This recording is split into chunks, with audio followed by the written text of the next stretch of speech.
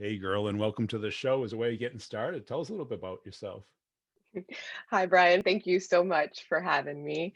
So my name is Girlin, pronounced like girl, Lynn. Mhm. So very easy.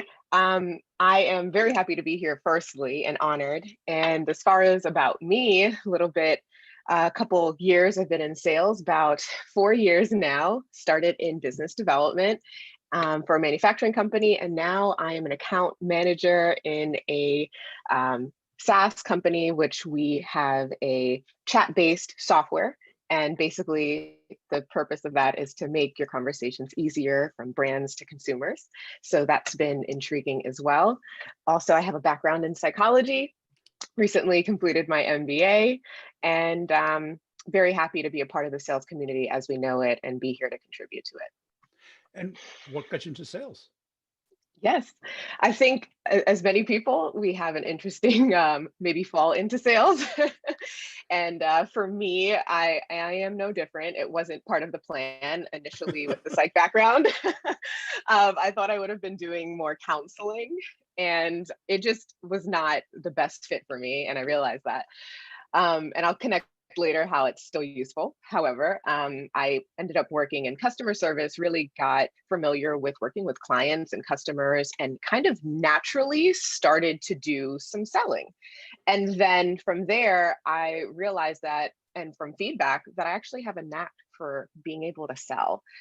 Um, and I think what was difficult about doing that transition was the fact that you have the archetype of sleazy salesman, right? So you don't want to get into it. You are worried about being a certain way. But just through seeing other people in the community and they're authentic and real, I was able to see that, you know what, this is actually a great thing to be a part of and nothing to be ashamed of. So that's how I pretty much got in.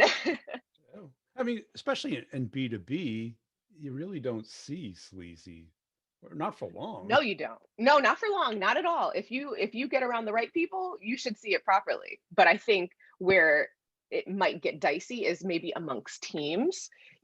Some of the personality types can be interesting, and it could be cutthroat in some senses. Yeah, I mean, a little competition's ethical competition's good, right? That touche, that is the Uh, point. A little yeah, gamification doesn't hurt. yeah. And help us with the psychology. How did it help you in sales? Yeah. Yeah. So my interest in psychology is because I've always been a lover of people. I definitely scale high on extroversion, and in appreciating learning about people, I always want to know what's the reason behind certain behaviors and why they do certain things. So when I pursued psychology is with complete genuine interest altruistically to help others, and translating that into sales, it's really the same. And honestly, you are doing some counseling here and there with clients. And sometimes you get to be the real trusted advisor if your relationship truly gets to grow and they feel comfortable disclosing certain things. So I would say, from the psychology standpoint, it's allowed me to be more understanding, empathetic, hone in on my listening with my clients. And most will say about me that I'm fairly easy to talk to. And I take that very in high regard, to be easy to talk to, even if that's regarding business. Yeah. And what didn't you like it? Did you find it was a downer? People would come in Mhm. that they would bring you down instead of you trying to bring them up?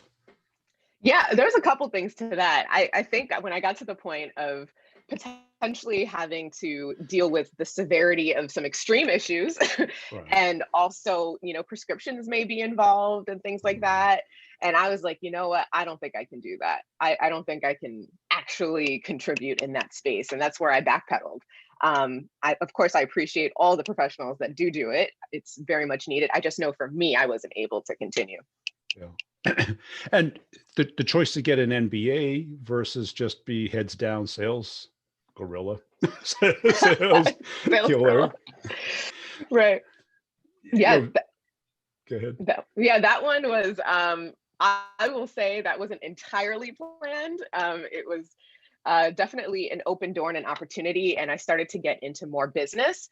And I had the vigor, the energy, the open door. Yeah. And it wouldn't it wouldn't not serve me. So I decided to do it. And it was definitely one of the best decisions I've made to pursue my MBA. Yeah, it's helped in sales to understand the business in general, the business acumen. Yes, Yeah. absolutely. And I was doing my MBA while still working. So it was definitely a stretch, and I'm very grateful to be done with that season. But I could say it definitely helped me understand the different business contexts and constructs that I wasn't getting before. Of course, you can get informed by your clients, but really understanding a little bit more detail regarding buying cycle, margins, actual economics that could Yeah. relate to my deals. And it also got me more comfortable quantitatively and mathematically than I was before. Yeah, because like a psychology degree is great on the people side, Yep. but how a business is structured and organized and run. So you got the Yes. political side and the logistics operational side.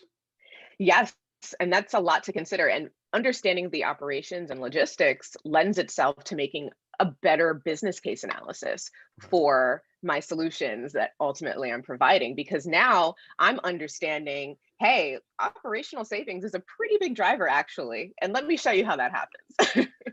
Right. Because people probably don't say, they probably do say, I need this, I want this, I can afford it, but can Right. I get it purchased? That's the other portion now. Right. How do I get this? How do I get this purchase? Like, the numbers look great. The Yeah. ROI analysis is reasonably compelling. Okay. But how do I push this over the line becomes the next question. And that's where I think some of the discussion around whether sales is an art or a science maybe also comes into play, because from that point, the numbers are there for you. But then what does it take to mature this deal, move it through your pipeline? I would even say doing some massaging around your contacts to make this real Yeah. for them. And what do you think differentiates you from other salespeople? Mhm. I would say for myself, it's because I am really compassionate as a salesperson. I lead with compassion and my actual self. And that is something I arrived at over the last year or so, because I was trying to fit a mold of some of what I've seen. And equally, it was like the wrong size shoe, you know? And then for me, when I finally did the work of myself and what me as a person makes me, what people gravitate towards as a person and leading with it, I would think, and the time of COVID has made it easier to be yourself, truly. But me being compassionate, me caring is fine. I don't have to keep an entire poker face here. You know what I'm saying? I can Yeah. truly care about my client's best interests and equally be a personality type here. And Yeah. yeah, Because I think a lot of sales reps put on the sales voice, precisely. right? And Yep, and yep, and yep. and do the sales talk It's and the like the gear shift. the sales actions, and you get put in the rep zone. If you Hmm. act like a rep, people treat you like a rep. Hmm. Hmm. So, and you don't want to be treated like a rep, Right. because then it's Right. transactional. I'll let you know when I Exactly. need something. Right. And that doesn't serve anybody. So No. you have to, just as a perception, yes, you're a person, don't put on the sales voice, but also, are you looking to be an advisor in this scenario? Are you looking to, exchange informations on both ends? Because you're coming in with a business I don't understand. I don't work there 40 hours a week. Okay. I am supposed to be an expert on my solution for the most part, but equally, for me to serve you well, I have to become an expert in a degree on your business. And that's where I'm going to rely on you to exchange that information. I trust you're giving me what's true of your business, pain points and all. You trust I'm giving you the solutions that make most sense for the pain points. Yeah. And that's how you build up both rapport, which turns into trust. Precisely. Yeah. Precisely. Where you're Yeah, showing more interest in them than the transaction. absolutely. And no one wants to just feel like they're being sold to. Like you want the ultimate outcome, but no one wants to feel like a sale or they're being sold. Right. Because you need many different conversations. And when they Yeah. see your caller ID come up or your email come through, you want them to open and read it, Very true. Very not just true. because they have to, but because they want to. Right. Right. Like, what is going to impel them to see my name in their inbox and pick that over another vendor at the Yeah. moment, or have, hopefully not have the adverse reaction of, I don't want to talk to Girlin right now. That could wait 10 days. Well, That could wait tomorrow. right. I know what she wants. She wants an update. She wants to know Right. where it is. I owed her this, but I didn't do it. I don't want to Right. tell her. Right. Like, I'm just going to avoid her as long as possible. But I don't even think it's intentional in that way. But you would hope they would want to hear from you. Right. Because if you keep it about them, their job, their Yeah. company, their role, Hmm. you know this from psychology, who's the favorite topic in the room, right? Yep. It's very It's not true. you, it's them. It's definitely, it is so not me. Right. They're paying $200 an hour to talk about them. Right. And how does that make you feel? Yes, exactly. Yep. In a lot of ways, we're kind of like deal therapists, and Sure. and trying to get to the real reason why, the why behind the why. Right. And that's something, if I could talk about that, I remember in school we learned about presenting problems when I was doing psychology. And it's what your clients come in with that is their issue, a presenting problem. And I've taken that same concept and really apply that to my sales career and my experience with clients, because they will come in with some type of presenting problem. Like, we have this issue, whatever that is. But it's your job as the actual advisor here to peel back those layers of the pain. Is this truly, is this like just a surface paper cut? Are we showing a little bit more skin here? Are we actually looking into a whole amputation? Like, what degree are we getting into? But you have to take what they give you and allow that, but then you have to peel back in discovery and your own analysis to start, or assessment rather. Right. Because nobody goes in and says, I think I need an amputation. Right. Who's going to volunteer for that one? No one wants that. I think I need to get rid of this bum. They don't Right. say that. It's like, he Why doesn't would do the they? dishes, he doesn't listen to me. And that presenting problem is never the problem. And there it is. It's just what is bringing you to the table for a discussion. Yeah. And I think the other key thing is that people don't like talking about the core problem. Right. But also there's an element of denial that it's even a problem. Yes. And I don't know if it's an overt denial either. I just think that it might not have been thought of in that way yet. And it Right. takes you to, as you're peeling back, to show, well, actually, this is really showing up because it was a lack of, there's a lack of attention here on labor. And what we can do is provide this, which will provide efficiency on this scale and also this scale. You know what I mean? Like, you have to peel back and then offer, and then they can see objectively, oh, this was an issue I didn't really think about. Yeah. And it is that hard thing, because everybody thinks it's just the aspirin, or the just work harder. It's like what I hear from sales leaders. Oh, they need to be more accountable. And I'm like, really? Do you think they would say that? Right. Brian, we're just a bunch of hooligans out here. Like, I'm a name tag. Right. We need some more surveillance. Then Right. we'll sell more. And it's like, Right. no, there's something really a problem. And do you see a lot of reps being able to figure that out, or how long did it take you to figure that out? Yeah, I mean, me personally, when it came to figuring out problems, I was very transactional to our earlier points. Yeah. I came in completely transactional, like, oh, this is great. I found the problem in 2 seconds. Great, let's move this deal down. And I was doing a disservice to my clients there. I mean, deals went through, but I admit in retrospect, they could have been much better furnished on my end, because I got excited with, well, at least we're solving one of these problems, or competing that with, I don't want to do all of it either, because that could drag out the time of this. And they might decide, when we drag this out, maybe I don't want this. So it was really an insecurity on my end as a rep, And also there's a degree of sometimes you just don't want to do that extra work. And the reality is it's extra work to get down into the core. Right. Otherwise, it's just send me a proposal. Right. And then You're a they never, glorified order taker at that point. and then it's like, what, 1 out of 10 will buy, and the 9 you spend, hey, just checking in, just, this is my breakup Right. email. Okay. Oh, the breakup email. Right. And I think if you can't get to the real problem, you don't Yeah. have a deal. Yes. And also, what moves the problem is a compelling event. And Yeah. we dismiss how fundamental a compelling event is, because I can see all day long up and down the street, this solution will do this for you. But if you don't see along the street that there's several potholes that are messing up your wheels and your axles and whatever, then this does nothing and you are not motivated. And because it's winter season, you are just now saying, oh yeah, this is a good time to actually look into my brakes and my wheels and everything else.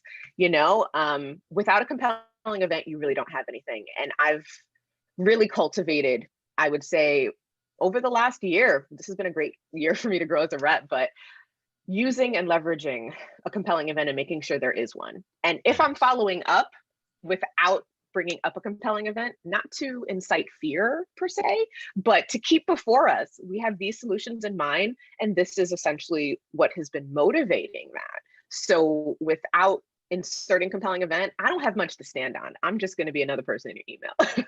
Yep. And how do you bring that up when it's not now? Right? Yep. Because like in your analogy of the car, that there's the people that when they find out about it, they'll fix it. Yeah. It's in the garage. Sure, it's a ton of money. It might not happen for another year.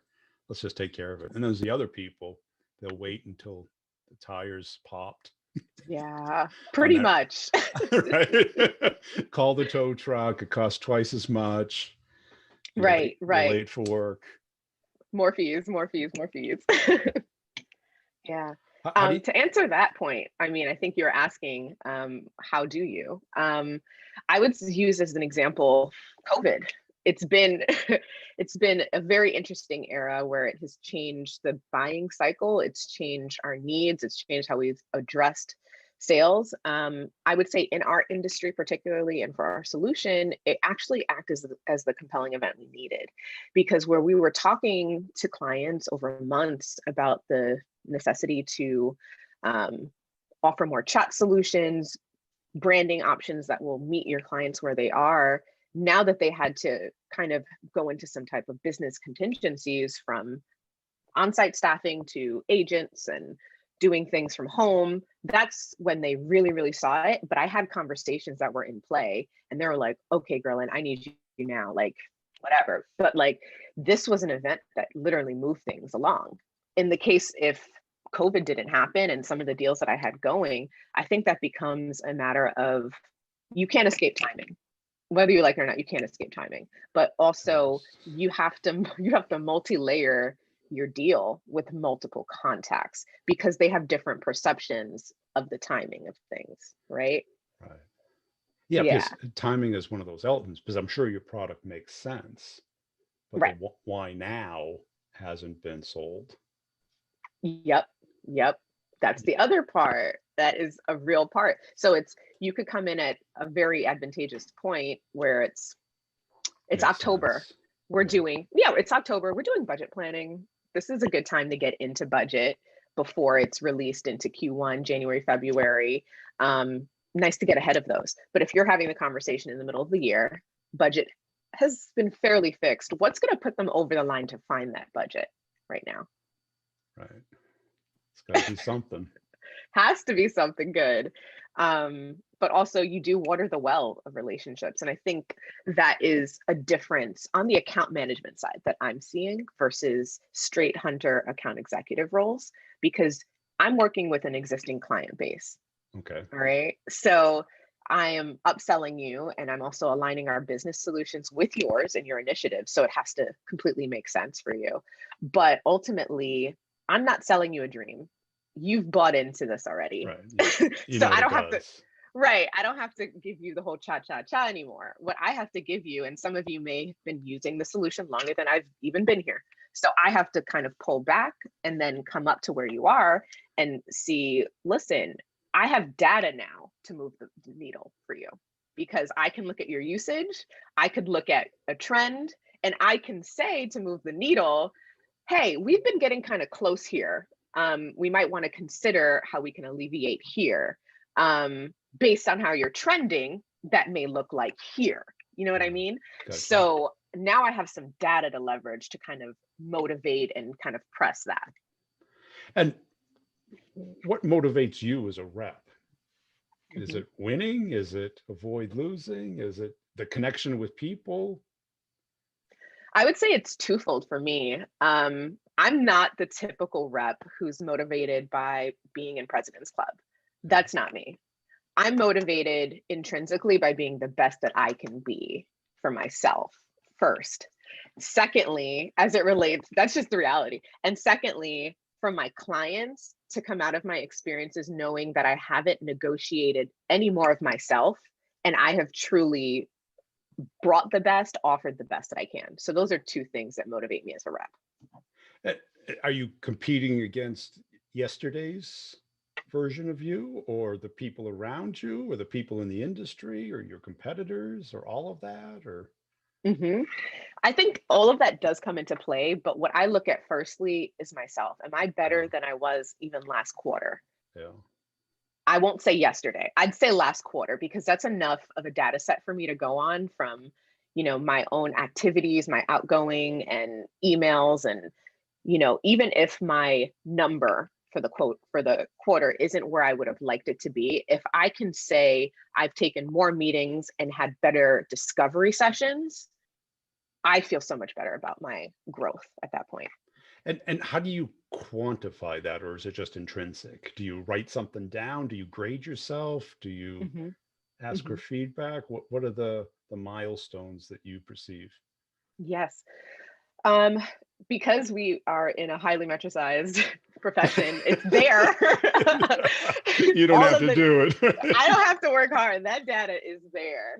Yeah. But I rely on obviously the feedback that I can get, and I do a lot of intrinsic work for myself. And that must be the psychology in me, but I'm just very intrinsically motivated. So when I'm looking back on my month of deals, maybe I get to replay some of my calls, I can hear the difference in my voice of asking certain questions earlier, because it's not a fun feeling putting a deal to close loss and putting a reason for poor qualification, you know, and knowing it was poor qualification. And I don't want any of those. I want, if it's going to be closed lost for any of those reasons, it's literally, hey, budget escaped us or timing wasn't it. And I could work with that because I could circle back.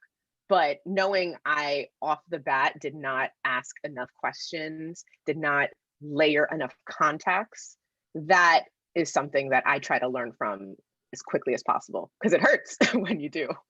And was it that you had happy years? You heard what you wanted to hear, or you needed to slow yourself down?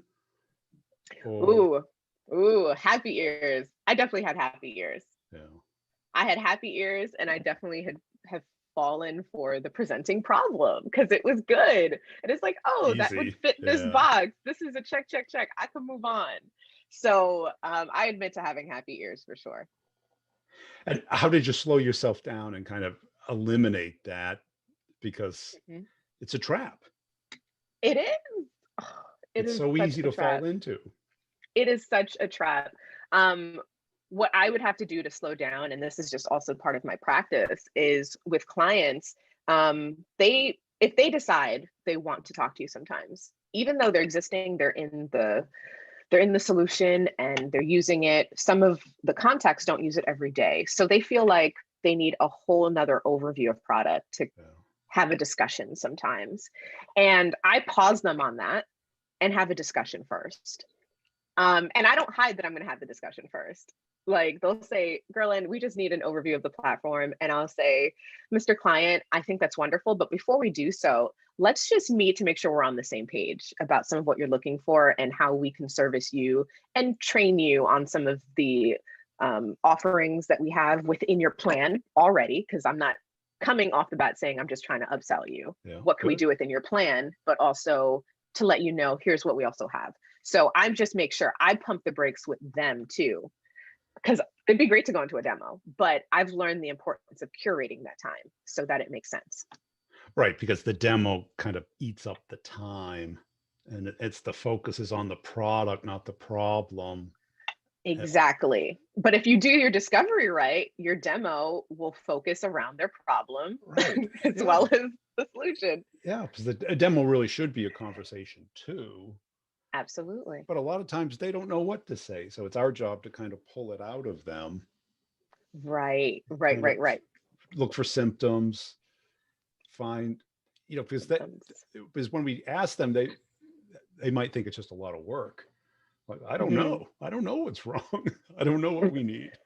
Right. And it's okay. And I think if you're coming humbly and saying, I don't know all those things, instead of just coming in with my doctor's coat and just starting to write a prescription off the bat here, like we don't know. So I come in and try to lead with humility.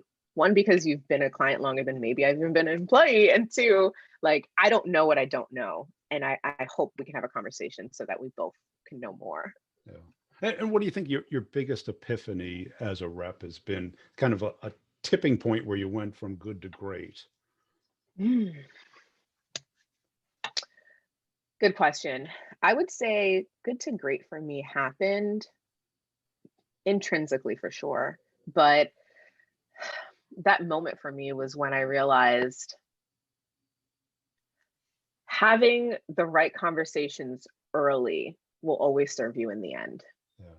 So me, every time I've avoided or went into the transactional mindset to start, that was a disservice to myself and to the client. Yeah. And for me, I got better as a rep when I came in just ready to have the hard conversation early with my clients. And what gave you the confidence and the initiative to do that versus falling back on the checklist? Enough of those closed loss deals. Enough of those. And I was like, you didn't want to waste your time. I'm not doing this anymore. Like, I've already done over 5 touch points with this client. We've done multiple demos for us to still be at closed loss. And some of it's situational. I get it. But there's also some fundamentals wrong here. And that for me was where I went back to address it, because I look at it as a preservation of everyone's time. Ultimately, I need to address this early to do this right. And the motivation to win is great, but a lot of people hate wasting their time. I hate wasting my time. Me too. Right. And it just, being busy does nothing for me. No. It's a lot of buzzing. Right. If you're on a treadmill, and it's like you're not getting a good workout, there's no reason to be on the treadmill. No, there's not. Like, what are the calories here? Yeah, it looks good on the dashboard maybe, or the manager loves the hustle, but yeah, that doesn't serve anyone, just being busy. And the difference as a rep when you're just being busy versus you're having quality opportunities and conversations. Right, because which was harder? Being busy is pretty easy. Hard is asking hard questions, standing your ground, trying to build that rapport and the deep questions before you go through the checkbox and sending a proposal that will never get opened. That too. But what's hard about it? It's the fact that it's going to require more prep.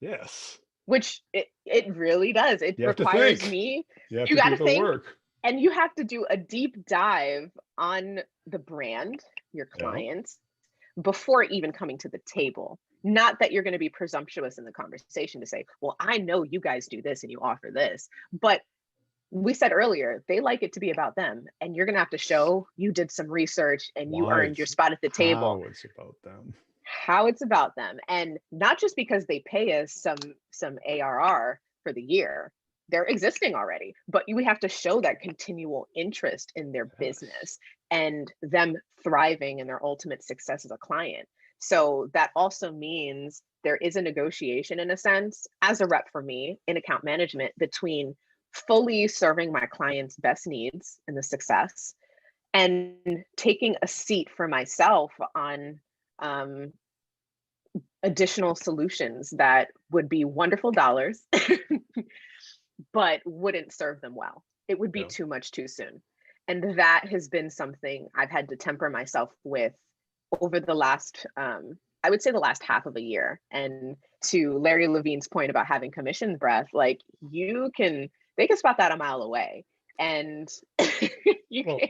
right. Because in the same way they want to talk about themselves, when you're self-serving, the Mhm. flag goes up immediately Right. because they're looking for it. They're expecting you to do that. They're expecting it. They're expecting you to do that. So for you to temper yourself as a rep and not be someone who is just solution pounding, Right. because although all things can make sense, it's not expedient for your Right. client to do them. And that's where, whenever I offer a client a phased approach to an implementation or to a solution delivery, I find that they appreciate that the most, because I'm showing them here is a full journey that we can do probably, and Yeah. in the best case scenario. But I know that's too much for you right now. There you Maybe go. monetarily, but also like in bandwidth, probably too much. So Yeah. let's talk phase 1 and 2. And that's all we'll look at for now. We can circle back for phase 3 and 4. Here's a tentative timeline. And we can agree on this if all things go well. But let's just focus on 1 and 2, because that will be the biggest, that'll be the lowest lift, biggest impact Yep. for you. Cool. Hey, it's been a fun conversation. Where can people go to connect and follow you? Yes, you can come find me on LinkedIn, Girlin Gersey. I'm very friendly on there. Please just drop a connect. I will be happy to talk with you on there.